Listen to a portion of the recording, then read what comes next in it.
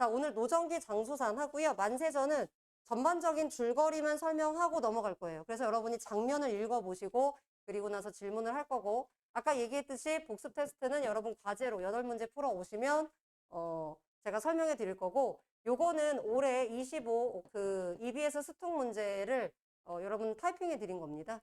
그래서 어떤 식으로 문제가 나와 있는지 한번 참고로 봐주시면 되겠죠. 자, 한번 볼게요. 요거. 뭐 오래 걸리는 내용들은 아니에요. 한번 봐주시고 바로 갈까요?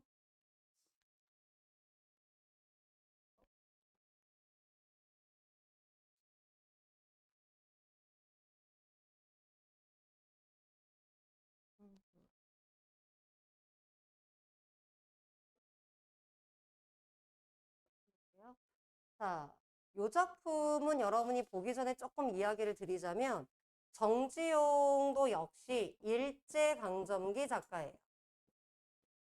자, 그런데 우리가 알고 있는 뭐 예를 들어 윤동주나 이육사처럼 적극적인 저항 시인이 아니에요. 오히려 부정적인 현실과 단절하고 은거하고 이런 부정적인 현실을 잘 반영하지 않고 그래서 오히려 비판받기도 했어요. 자, 그래서 얘는 이런 일제강점기 현실을 거의 반영하지 않았다. 그래서 오히려 이걸 비판받기도 했다. 자, 하지만 이 사람의 시는 굉장히 감각적이에요. 감각적이라는 건 여러분이 뭘 떠올리면 되겠죠? 심상을 떠올리면 되겠죠. 그래서 정지용의 시를 읽으실 때 감각적 심상에 좀 유의해서 읽어주시면 좋겠다. 일단 이거는 전반적인 시인에 대한 얘기고요. 이 작품을 읽으실 때 조금 조심할 거는 요 예스러운 말투. 뭐 예를 들어서 뭐뭐 하이 뭐 이런 거 뭐뭐 하이 하이 이게 아니잖아요. 자, 희고녀 뭐뭐 이란랴 이런 거 있잖아요.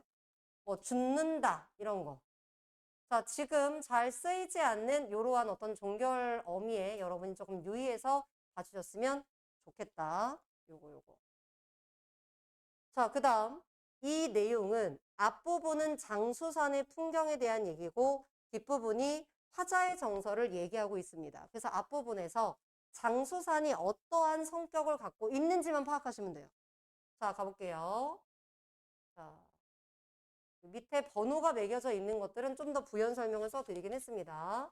자, 벌목 정정 이랬거니 자, 나무를 베면 쩡쩡한 소리가 난다고 했거니 아름드리 자, 아주 큰 소나무가 베어짐직도 하이 여러분 하이는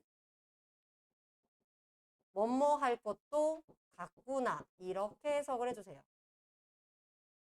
그리고 이렇게 순서를 조금 바꿔서 자, 아름드리 큰 소나무가 자, 베어진다면 이런 얘기야.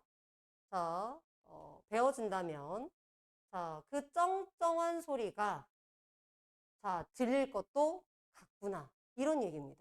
요거는 자, 그래서 아름드리 큰 소나무가 베어진다면 정정한 소리가 그 나무가 넘어가는 소리가 들릴 것도 같구나.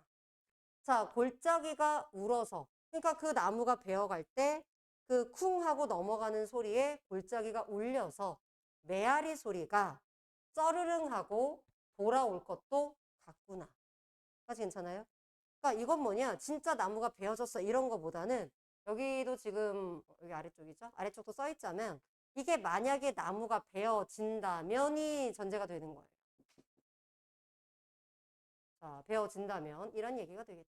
그래서 만약에 그 나무가 베어진다면 굉장히 쩡쩡한 소리가 날 것 같은 큰 소나무가 베어진다면 그 소리가 울릴 것 같구나 이런 얘기입니다. 자, 그래서 골짜기가 울어서 그 나무가 베어진다면 골짜기가 울어서 메아리 소리가 쩌르릉 돌아올 것도 같구나. 자, 왜? 너무나 조용하니까 그 쿵 하고 나무가 베어지는 소리가 들릴 거란 얘기죠. 고요하다라는 거고요. 자, 다람쥐도 쫓지 않고 빨간색으로 갈게요. 미안. 빨간색으로 갈게요. 자, 다람쥐도 쫓지 않고 산새도 울지 않아요. 그러니까 어떨까요? 조용하다는 얘기죠. 자, 그래서 여기까지의 포인트는 뭐냐? 이 장수산은 고요하다라는 거예요. 자, 그래서 이 장수산의 성격이 되겠죠. 조용하구나. 자, 눈과 밤이 조이, 종이가 되겠죠. 종이. 종이보다 희구나. 뭐뭐하는 구나라고 해석되겠죠. 달도 보름을 기다려. 그럼 뭐가 뜬 거예요? 보름달이 뜬 거고. 여러분 보름달이 뜨면 어떻죠? 굉장히 화나겠죠. 괜찮아요? 자, 달도 보름을 기다려. 흰 뜻은. 그럼 보름달이 아주 크게 떴어요. 그럼 그것은 바로 뭐냐? 한밤 이 골짜기를 걷게 하기 위한 것인가. 자, 그러면 여기까지 어떤 이미지냐면 장수산이 굉장히 고요하고 그리고 눈이 내렸잖아요. 그래서 눈 내린 그 장수산의 풍경이 하얗고 밤도 하야. 왜? 보름달이 떴기 때문에. 괜찮아요? 그 장수산의 어떤 깨끗하고 그 고요하고 이런 풍경을 계속해서 드러내고 있더라. 그게 끝이에요. 여기까지는. 고요하고 어떤 깨끗함. 자, 그 다음 우쩔중의 이야기로 갑니다. 자, 이 우쩔중은 장수산에 사는 중이야. 근데 이 우쩔중이 6판의 장기를 뒀는데 6번이나 졌어요. 근데도 불구하고 웃고 간다라는 거는 이런 세속적인 자, 승패에 연연하지 않는다는 거예요. 그러니까 6번이나 졌는데도 불구하고 웃을 수 있는 거죠. 괜찮아요? 그럼 이렇게 속세적인 가치에 연연하지 않는다. 이걸 우리는 뭐라고 한다? 탈속적이다라고 하더라. 그럼 이 우쩔중이 결국은 장수산에 살고 있기 때문에 결국은 이 탈속적이다라는 것은 자, 우쩔중의 모습이자 결국 장수산의 이미지가 되더라. 괜찮아요? 네. 자, 이렇게 됐고요. 자, 그 다음에 조차리은 깨끗하고 이제 소박하게 늙은 사나이. 이 사나이가 누구죠, 여러분? 우쩔중이 되는 거예요. 자, 그럼 그 사나이가 남긴 내음새가 바로 뭐겠어요? 사나이가 남긴 냄새라는 것은 결국 우쩔중의 뜻이 되는 거예요. 그럼 어떤 뜻이죠? 탈속적인 것, 속세의 가치에 연연하지 않는 그 모습을 본받게 하려는 것인가? 그러니까 정말 냄새를 맡는 게 아니라 이 냄새를 죽는다는 건 흔적을 따라간다는 거잖아요. 그렇기 때문에 여기서는 뭐냐? 그의 어떤 탈속적인 면모를 본받게 하려는 것인가? 까지 괜찮아요? 그래서 여기까지가 다 뭐냐? 이 장수산의 모습이다라고 생각하시면 돼요. 여기까지가 장수산의 모습이다. 자, 그리고 나서 그 뒤는 뭐냐? 화자의 정서에 대한 얘기가 나옵니다. 자, 그러면 이 시름은 누구의 정서가 되느냐? 요거는 화자의 정서가 되는 거예요. 그럼 화자에 대한 이야기로 바뀌게 되고 그렇기 때문에 이 이야기는 뒷부분에 화자의 정서, 후정이 드러나더라. 자, 시름은 바람도 일지 않는 고요에 심히 흔들리오니 자, 바람이 불지 않아요. 바람도 불지 않는데 흔들린다는 거는 결국은 내적인 거라는 거예요. 그래서 이거는 뭐냐? 화자의 내적 갈등을 드러내는 겁니다. 자, 그런데 그런 어떤 내적 갈등으로 인한 그런 시름을 얘는 뭐 하겠다? 견디겠다라고 했습니다. 따라서 뭐냐? 극복 의지를 드러내주는 거죠. 차고 오련이라는 건 우뚝하게 이런 거죠. 차고 오련이 우뚝하게 슬픔도 꿈도 없이 여러분 이게 부정적인 의미가 아니라 어떤 슬픔, 꿈 이런 것들은 어떤 세속적인 거예요. 그래서 이런 세속적인 번뇌를 초월해서 세속적인 것들을 초월해서 내가 장수산 속에서 나의 이런 시름과 걱정을 견뎌내겠다, 이겨내겠다 이런 거예요. 자, 장수산 속 겨울 한밤내. 자, 그럼 장수산 속에서 겨울을 이겨내겠다 이런 얘기잖아요. 근데 시대적 배경을 넣어준다면 겨울은 뭐가 되겠어요? 일제강점기가 되겠죠. 그러면 내가 일제강점기 때 이 일제강점기의 시련과 고난, 그로 인한 힘겨움이 있을 거 아니에요. 근데 그것을 현실 속에서 맞서는 게 아니라 장수산이라는 속세와 조금 단절된 탈속적인 공간에서 내가 이겨내겠다는 거죠. 괜찮아요? 그래서 얘는 약간 속세와 단절된 이미지를 줍니다. 그럼 장수산에서 내가 어떻게 이겨낼 건데 장수산을 본받는 거예요. 장수산처럼 자, 아까 고요하다고 했죠. 흔들림 없는 내적인 그런 고요함. 자, 그 다음 이런 세속적인 것에 연연하지 않는 그런 모습처럼 이 장수산의 어떤 성격을 본받으면서 라는 거예요. 그래서 여기 밑에 여기 나와 있지만 자, 장수산의 모습을 본받으며 시름을 이겨내고자 하더라. 이때 시름은 일제강점기로 인한 시름이겠죠. 시대적 배경을 넣어준다. 까지 괜찮아요? 이렇게. 그래서 결론은 장수산의 성격을 제시해줬어. 따라서 그런 성격을 본받으면서 나는 장수산에서 이런 부정적인 현실을 이겨내고자 한다. 근데 이 장수산은 현실과 단절된 공간이다. 그래서 비판받기도 하죠. 현실에 대응하는 게 아니니까. 와서 싸우는 게 아니니까.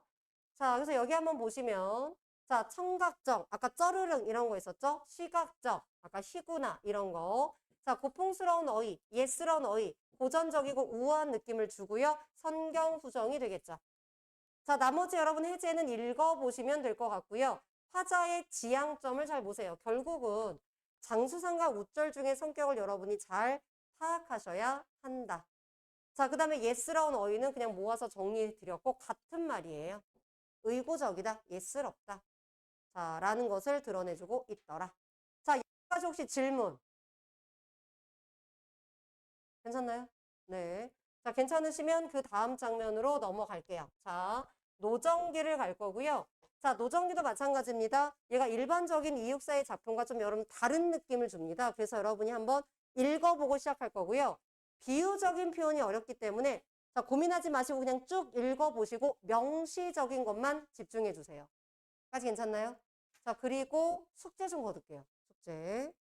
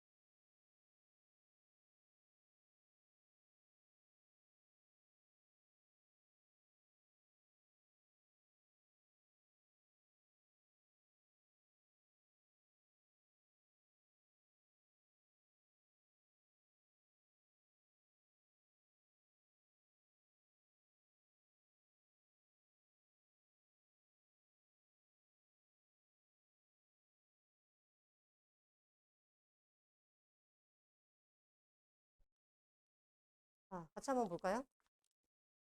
자, 읽어보셨죠? 읽어보셨죠? 어, 앞에 되게 무슨 말인지를 모르겠는데, 여러분이 쭉 읽어보시면 무슨 말인지 모르겠지만, 여기에서 이거는 누가 봐도 명시적이죠. 쫓기는 마음, 지친 몸, 이라고 했잖아요. 그 다음에 시궁치의 뜻이 밑에 써 있죠. 시궁치를 보시면 더러운 도랑물이라고 했으니까 부정적인 거잖아요. 그러면 내가 지금 이렇게 쫓기는 마음과 지친 몸으로 살아가고 있어. 그래서 그리운 지평선이라고 했으니까 그립다라고 했으니까 얘는 긍정이겠죠. 그리운 지평선으로 한숨에 오르면 이런 부정적인 게 나를 계속 발목을 붙잡는다는 얘기예요. 그럼 여러분들이 얘가 뭔가 되게 부정적인 상황에 계속 놓여 있는데 끝까지 읽어도 여러분이 약간 긍정적인 느낌으로 끝나는 게 아니라 계속해서 얘가 되게 힘들고 괴롭게 살아왔어 라는 그런 뉘앙스만 준 채 끝나요. 그래서 이 작품을 지금 먼저 읽어보라고 한 이유는 뭐냐면 이 노정기라는 작품이 자, 일반적인 이육사의 시와 달라요. 바로 뭐냐? 전반적으로 극복 의지. 보통은 우리가 이제 이육사의 일반적인 시를 보면 부정적인 시가 나와 있고 부정적인 현실이 나와 있고 그게 극복 의지가 있잖아요. 근데 얘는 부정적인 현실은 나와 있는데 그것을 극복하려는 의지가 아니라 거기에서 느껴지는 어떤 암담함, 힘겨움 이런 정서가 지금 드러나 있죠. 괜찮아요? 자, 따라서 일반적인 그 시와는 다르더라. 그래서 부정적인 현실은 있지만 극복 의지라기보다는 거기에서 이 부정적인 현실에서 느껴지는 암담함이라든가 힘겨움이 드러나 있더라. 이렇게 드러나 있더라. 일단 이게 중요한 포인트예요. 일단 이게 중요한 포인트고 그 다음에 이제 노정이라는 것은 어떤 여행한 경로를 기록했다. 여행한 어떤 경로를 기록했다. 이런 의미가 되는데 자, 옆에 한번 먼저 보고 시작을 할게요. 이육사의 삶을 잠깐 보시고 자, 해제를 잠깐 보시면 이 작품이 자, 이 이육사가 어떠한 삶을 살았는가 라는 걸 봤을 때 아, 정말 힘겨웠겠구나. 왜냐면 일제강점기 때 저항운동을 한다라는 게 쉬운 일은 아니잖아요. 그래서 이거는 정말 제목 노정기처럼 자신의 인생에 대한 얘기를 하는 거예요. 바로 뭐냐? 자신의 인생이 쉽지 않았고 자, 그러한 현실 속에서 자신의 모습을 어떻게 바다를 항해하는 배에 비유했어요. 그러면서 자신을 돌아보는 거예요. 성찰적인 작품이에요. 자, 그리고 특히 대립적인 시어를 사용해서 긍정적인 거, 부정적인 거, 요 대립적인 시어들이 사용됐고 구체적으로 정리되어 있으니까 참고로 보시고요. 얘는 시를 읽으면서 설명해 드릴게요. 자, 이렇게 참고로 보시고. 자, 그래서 이 시에서는 뭐냐면 힘들고 고달픈 삶을 드러내 줍니다. 여러 가지 비유적인 표현을 통해서. 그리고 그 속에서 느낀 상황에 대한 보통은 극복 의지가 있어야 되는데 그게 아니라 그냥 비유적인 인식. 너무나 힘들었다. 위태로웠다. 절망적이다. 이런 얘기를 여러분 써주고 있더라. 까지 괜찮아요? 그리고 여러분이 조금 더 제가 이따 설명하겠지만 이게 정리된 표현이에요. 결국은 이 작품에서 이육사를 나타내고 있는 즉 화자를 나타내고 있는 시어 그 다음에 얘가 살았던 부정적인 현실을 나타내고 있는 시어 그리고 그 속에서 일제에 저항하는 독립운동을 했던 얘의 어떤 삶의 모습, 싸움, 힘겨운 삶 이걸 어떻게 표현을 하고 있는가를 봐주시면 좋을 것 같더라. 괜찮아요? 핵심은 아까 얘기했던 이게 다예요. 근데 이제 이거를 비유적인 표현으로 한번 찾아볼게요. 자, 한번 보세요. 자, 이 사람의 삶을 하나의 어떤 배로 지금 또는 배 항로로 비유했다고 했고 그랬기 때문에 여러분 이 노정기라는 어떤 여행의 어떤 그 과정, 경로를 적었다라고 볼 수 있습니다. 자, 그럼 보세요. 내 목숨은 마치 깨어진 배조각 같대요. 여러분 항해를 하는데 배가 깨어지면 어떻죠? 위험하죠. 그러니까 자신의 삶이 굉장히 위태로웠다는 거예요. 그래서 자신을 지금 깨어진 배조각으로 화자를 표현했고 되게 위태로운 삶을 살았다. 언제 어떻게 돼도 이상하지 않은 이런 거예요. 여기저기 흩어져서 이제 그 배가 막 갈 거 아니에요? 그 흩어져 마을이 아주 매우 지저분한 어촌보다 자, 어설프고 삶의 티끌만 오래 묵은 이 배로 만든 도처럼 달아 매었다. 자, 나의 삶은 이러했다. 매우 어설프고 그리고 삶의 티끌만 묵어 있다는 건 뭐예요?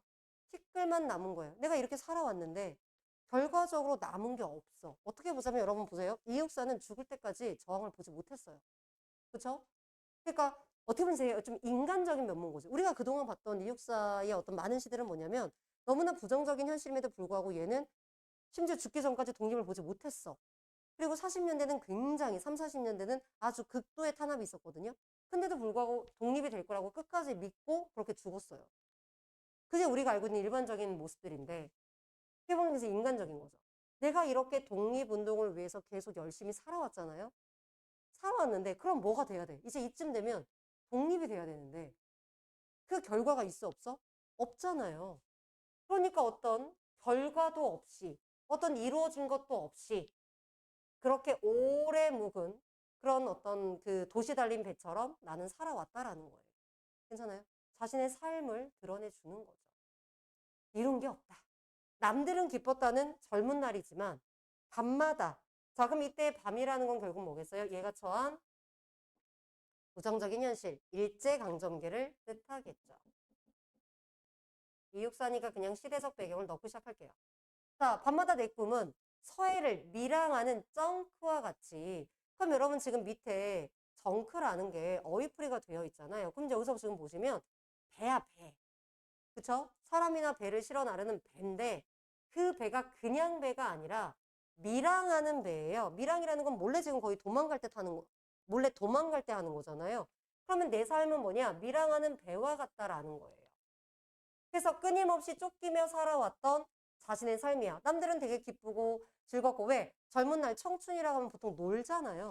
근데 그런 날이었는데 나는 뭐냐? 이런 밀항하는 배와 같이 그렇게 소금에 절고 그 물에 부풀어 올랐다. 자, 그러니까 뭐냐? 독립운동을 하느라고 계속 쫓겨다녔고 그리고 도망 다녔던 자신의 그런 삶을 밀항하는 정크라고 여러분 표현을 해준 거고. 자, 그 마치 배가 소금에 절고 그 다음에 그 물에 휩쓸리는 것처럼 되게 뭐 갑자기 뭔가 숙연해진 것 같은데 되게 슬프죠? 그러니까 얘가 겪었던 바로 뭐가 되는 거예요? 이런 것들은 시련과 고난이 되겠죠. 소금에 절었다, 조수에 부풀러 올랐다, 바로 뭐냐? 얘가 겪었던 피폐한 삶, 즉 어떤 시련과 고난을 겪은 삶, 바로 뭐겠어요? 일제의 탄압이라든가 일제에게 쫓겨다녔다든가 이런 거. 너무 슬프죠? 자, 그런 자신의 삶이야. 난 남들과 다르게 이런 삶이야. 자, 계속해서 분위기가 안 바뀌어요. 항상 흐릿한 밤이었어. 그럼 왜 흐릿하냐면 안 보인 거예요. 뭔가 보이지 않는 흐릿한 밤이었고. 근데 그 밤에서 얘가 배니까 가다가 암초에 부딪힐 수 있겠죠. 근데 그 암초를 겨우 벗어나면 그럼 얘는 뭐겠어? 어떤 장애물, 고난, 역경이 되는 거예요. 아무것도 보이지 않는 흐릿한 밤. 그러니까 암초에 걸리기도 하겠죠? 근데 암초에 걸려서 겨우 빠져나오면 다시 태풍이 불어. 그래서 태풍과 싸워야 돼. 그럼 얘 삶이 얼마나 고달파요. 끊임없이 시련이 오는 거잖아요. 그래서 끊임없는 시련과 고난이 있었고 그래서 나는 항상 뭐예요? 치열하게 그것에 맞서서 싸울 수밖에 없었다. 되게 힘들었어. 존나 힘들었어. 이런 거예요. 그럼 그런 힘든 삶 속에서 전설에서 본 산호도는 구경도 못하는 그곳은 남십자성, 그냥 쉽게 말하면 별이라고 생각하시면 됩니다. 이 별들도 나를 비춰주지 않았어. 그러면 이런 부정적인 현실에서 전설에서 본 아주 어떤 뭐 전설 속의 섬도 구경하지 못했어. 그러니까 어떤 꿈이라든가 희망이라든가 이상이라든가 이런 게 보이지 않았다고요. 자, 이런 남십자성이 비춰주지 않았어 어떤 희망, 삶의 방향성. 그러니까 너무 내가 지금 이렇게 힘들었어. 너무 힘들고 광복이 될 만한 그런 분위기도 보이지 않은 거예요. 그러니까 내가 계속해서 독립운동을 하고 있지만 계속 쫓겨다니고 너무나 힘들고 독립이 될 거라는 희망은 보이지 않았다라는 거예요. 그 정도로 암담했다는 거야. 독립이 우리는 안 돼! 이런 게 아니라 그런 독립이 될 어떤 그런 가망성도 보이지 않을 정도로 너무나 힘들었다는 거예요. 아주 절망적이었어. 자, 이렇게 비유적이었다면 이 얘기를 지금 명시적으로 써주는 게 이거죠. 니네가 모를까 봐. 자, 나는 이렇게 쫓기만 살았고 그러다 보니까 지쳤어. 자, 그래서 그리운 지평선. 그리운 지평선은 얘가 추구하는 이상. 바로 뭐겠어요? 시대적 배경을 넣어준다면 독립, 광복이겠죠. 그럼 내가 독립과 광복을 향해서 그렇게 계속해서 기어오르면 그럼 기어올라서 이제 다가갈 것 같으면 그럼 기어오른다는 건 노력하는 거잖아요. 끊임없이 독립운동을 했어요. 자, 그런데 시궁치는 열대 식물처럼 내 발목을 에웠었어요. 시궁치라는 건 밑에 나온 것처럼 더러운 물이잖아요. 그러면 이 현실이 이 절망적인 상황이 내 발목을 붙잡았어. 그럼 내가 열심히 노력해서 독립을 위해서 한 발 다가섰다고 생각하는 순간 다시 현실이 내 발목을 잡아당기고 내가 기껏 올라갔는데 다시 현실이 발목을 잡아당기고 그 말은 뭐예요? 이루지 못했다는 얘기죠. 독립을 끊임없이 노력했지만 현실이 나를 발목을 잡고 현실이 나를 구속했기 때문에 결국 나의 이상을 이루지 못했다는 거예요. 아주 괜찮아요? 자, 그래서 그 다음 보세요. 새벽 밀물에 밀려온 거미인 양. 자, 다 사가 빠진 소라 껍데기에 붙어서 나는 그렇게 살아왔어요. 그러면 한번 보세요. 지금 여기에서 이런 배를 바다라든가 어떤 물을 해치고 지금 나아가는 배 이미지로 표현을 해줬잖아요.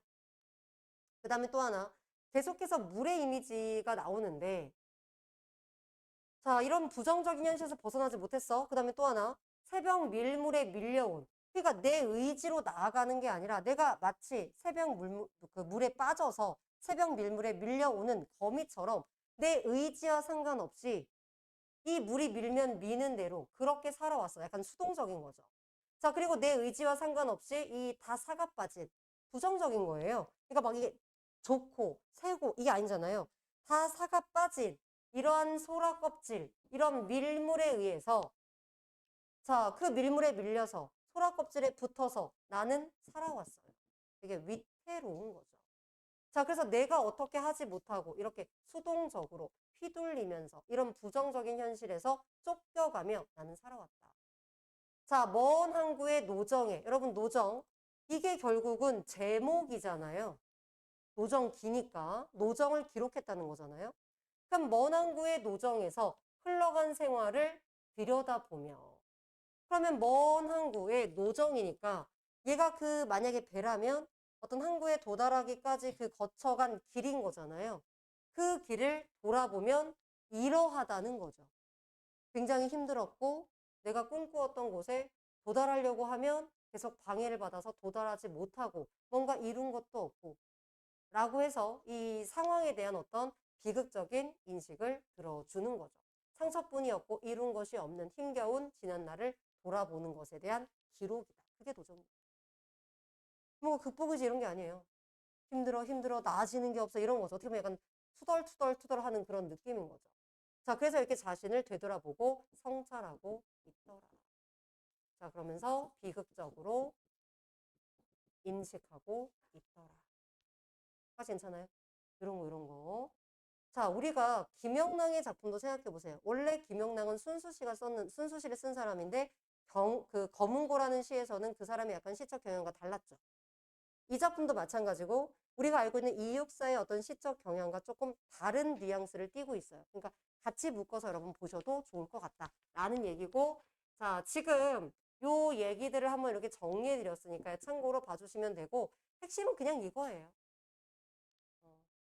자, 그 다음 뒤로 한번 넘어가 주시면 요거 한번 보도록 할게요. 만세전 가도록 하겠습니다. 자, 얘는 짧게 줄거리만 얘기하고 넘어갈 거고 나머지 부분들은 장면을 얘는 읽어줄 건데 만세전 장면을 읽어줄 건데 여러분이 문제를 좀 풀어오고 나면 그리고 얘기를 해주도록 하겠습니다. 이 만세전은 여러분들이 주의하실 게 장면들이 조금 다르게 느껴지는 부분들이 있으니까 그거 좀 유의하셔야 되겠고 여기 지금 내용 정리한 거를 잠깐만 보시면 이해와 감상 잠깐만 보세요. 일단 이 작품은 이 일제강점기 현실을 아주 사실적으로 드러내고 있어요. 자, 그거에 일단 의미가 있어요. 이 주인공인 이나라는 인물이 지금 동경에서 유학하고 있어요. 근데 아내가 아프다는 소식을 듣고 지금 서울로 돌아오는 거거든요.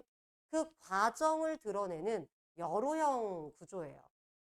자, 그럼 얘는 동경에서 유학하고 있기 때문에 이 나라는 인물은 뭐가 되는 거예요? 유학생이니까 얘는 지식인이 되는 거예요. 자, 문학에서 지식인들은 보통 기본값을 갖는다고 했죠? 부정적인 현실을 알려주고 부정적인 현실에 맞서 싸워야 되는데 자, 그럼 얘는 어떻게 하느냐? 일본에서 유학을 하고 있었어. 그러다 보니까 식민지인 조선에 있었던 게 아니죠. 식민지인 조선에서는 아주 심한 수탈과 억압이 있었는데 일본에서는 그런 걸 거의 경험하지 못한 거야. 그래서 얘는 좀 안이하게 생각하고 있었어.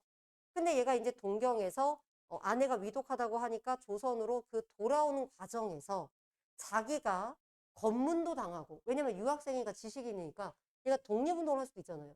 그러니까 얘가 끊임없이 계속 조사를 받는 거예요. 조사를 받는 거. 그 다음에 이제 동경에서 지금 어디죠? 조선으로 올 때 배를 타거든요. 맨 처음에. 그 배를 탈 때 그 배 안 목욕탕에서 이 일본인들이 어떻게 조선인들을 수탈하고 있는지 얘기를 듣는 거예요. 그리고 농민들이 얼마나 힘들게 사는지 그렇게 힘들게 살기 때문에 그 거짓말에 어떻게 속아 넘어가는지 자, 그런 얘기를 얘가 듣게 되면서 조선의 현실을 인식하게 돼요. 그래서 우리 민족이 얼마나 힘들게 지금 살아가고 있는가라는 상황을 굉장히 이 지식인인 나의 시선을 통해서 사실적으로 드러내주고 있더라.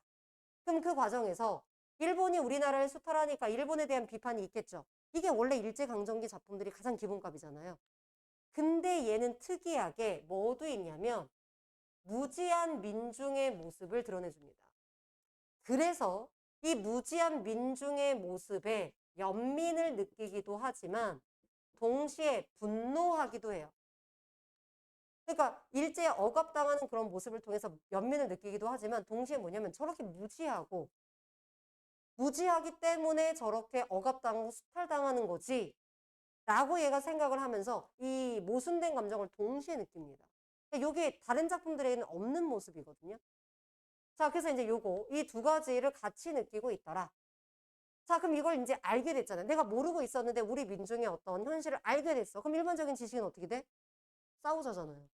근데 얘는 독특한 게 뭐냐면, 자, 그런 문제점을 느꼈어. 예를 들어서 아까 배에서도 느꼈고, 자, 그리고 기차를 타고 오면서도 느꼈고, 그리고 아내의 죽음에서도 아내가 사실 병원 가면 나을 수 있었음에도 불구하고 그냥 구술하거나 이런 어떤 약간 그 병원만 갔으면 나을 수 있는 것을 되게 봉건적이고 낡은 어떤 사고방식에 의해서 치료받지 못해서 결국 아내가 죽거든요. 그런 걸 보면서 얘가 분노를 해요.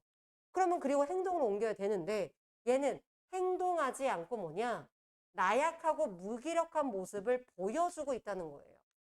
그러니까 여러분이 생각하셔야 될 게 이런 거예요. 일제강점기라고 했을 때 빡 모두 다 일제에 저항한다 이러진 않아요. 누군가는 저항하겠지만 누군가는 너무나 감시를 받고 너무나 탄압을 받다 보면은 내가 뭘 하고 싶은데 너무 감시하니까 할 수가 없잖아요. 그래서 이렇게 나약하고 무기력하게 바뀌는 지식인도 있었다는 거예요. 물론 친이라는 지식인도 있었겠죠. 그래서 이 나약하고 무기력한 지식인의 모습을 보여준다. 여러분 이게 비슷한 게 소설가 구보시의 일일이라든가 이상의 날개라든가 출근하는 사회라든가 다 같은 맥락의 나약한 지식인들을 보여주고 있는 거거든요. 일제강점기 배경에서. 자, 요거. 자, 그래서 얘가 이걸 느꼈지만 결국은 아무런 현실 개혁을 위한 노력을 보이지 않아요. 그래서 그런 무기력한 지식인의 모습을 보여주고 아무것도 하지 않은 채 다시 일본으로 돌아오면서 이 이야기는 끝납니다. 그래서 이 이야기는 동경에서 얘가 조선으로 갔다가 다시 돌아오는 전형적인 여로형 구조의 소설이다. 괜찮나요? 이게 전반적인 틀에 대한 이야기입니다. 그래서 무엇을 중요하게 봐야 되는가? 그리고 얘의 이런 여로가 어떻게 되는가? 자, 여기선 얘가 주인공이 현실을 인식하고 또 내가 어떻게 해야 되는가라는 각성하는 과정이 드러납니다. 물론 끝에서 아무것도 하지 않지만 어쨌든 그 각성하는 과정을 이렇게 여로형 구조를 통해서 드러내주고 있다. 그래서 이건 전반적인 줄거니까 참고로 한번 보시고 여러분이 장면을 한번 풀어보시고요. 여기 좀 잠깐 볼게요. 여기 쭉 다음 장 넘겨보시면 제목의 의미가 잠깐 있어요. 요거 잠깐 펴주세요. 이 만세전의 장면을 보시면 예전에는 그 배 목욕탕 장면이 잘 나왔어요. 여러분 숙제 볼 때 앞부분에 나왔던 거거든요. 그리고 나서 그 다음 잘 나왔던 게 뭐냐면 최근에 교과서에서 실리고 이런 것들은 얘가 이제 기차 타서 갓장수를 만나는 장면, 그 기차에 여기서 잠깐 쉴 때 우리 민족이 탄압받는 장면, 요게 잘 나왔거든요. 요게 또는 이걸 합쳐서 내기도 하고. 자, 그리고 나서 지금 여러분 바뀌어진 거에선 뭐냐면 얘가 검문당하는 거 있잖아요. 검문당하는 거랑 그 다음에 이 조선에 와서 기차 타는 장면에서 본 거 있잖아요. 그게 같이 짬뽕되어서 묶여져서 지금 EBS에는 실려 있어요. 그래서 여러분들이 내신에서는 EBS 장면만 나오겠지만 수능에서는 그렇진 않으니까 좀 다양한 장면을 풀어보시라고 다양하게 장면은 넣어드렸으니까요. 한번 참고로 보시고 자, 요 제목을 한번 보고 마무리하도록 하겠습니다. 자, 이 작품의 원래 제목은 묘지예요. 자, 묘지라는 건 다른 말로 하자면 무덤인 거고 자, 여기서 얘가 묘지라고 한 이유는 뭐냐면 그 당시 조선의 모습이 딱 무덤 같았다는 거예요. 일제의 어떤 그 지배가 되게 오래됐고 자, 그렇기 때문에 마치 죽어 있는 듯한 아무런 생명력이 느껴지지 않는 그런 곳인 거고 조선인들은 그 무덤에서 살고 있는 구더기 같은 존재라는 거예요. 어떤 의식이나 어떤 극복 없이 그냥 자기가 먹고 사는 데만 급급한 그런 구더기 같은 존재로 그냥 살기 위해서 사는 그 구더기 같은 존재로 조선인을 비유합니다. 자, 이게 원래 제목이었고 실제로 소설 지문 속에 이게 나와요. 아무런 생명력이 느껴지지 않는 약간 죽은 듯한 그러한 곳이다. 자, 근데 이 제목이 나중에 뭐라고 바뀌냐면 자, 만세전이라는 제목으로 바뀌어요. 자, 만세라는 건 여러분이 알고 있는 3.1운동을 말하는 거고요. 자, 전이니까 직전이겠죠. 그럼 만세운동이 일어나기 직전이라는 건 뭐냐면 자, 3.1운동 이런 저항운동이 일어났다라는 건 어떤 의미겠어요? 그 당시에 일제의 탄압이 굉장히 거셌다는 거예요. 그러니까 사람들이 밟으면 끔틀하잖아. 견디다 못해서 지금 3.1운동을 한 거잖아요. 그러니까 만세 전이라는 건 일제 탄압이 아주 고조됐을 때. 그러니까 이것보다는 훨씬 더 뭐냐 이 조선의 어떤 참담한 현실을 제대로 보여주는 제목이고 이건 너무 또 좀 부정적인 의미를 갖고 있잖아요. 그래서 제목을 이렇게 바꿔서 표현해줬다라는 것들. 참고로 여기까지 한번 여러분 봐주시면 되겠고요. 요거 밑에 한번 참고로 읽어보시면 되겠죠. 그래서 뒤에 보시면 문제는 대략 50문제 정도로 맞춰드렸습니다. 그래서 현대실학, 그 다음에 소설 같이 봐주시면 되겠습니다. 여기까지 마무리할게요. 그리고 다음 주에 여러분 문제 풀어오시면 장면을 조금 보도록 하겠습니다. 까지 괜찮나요? 네, 여기까지 할게요.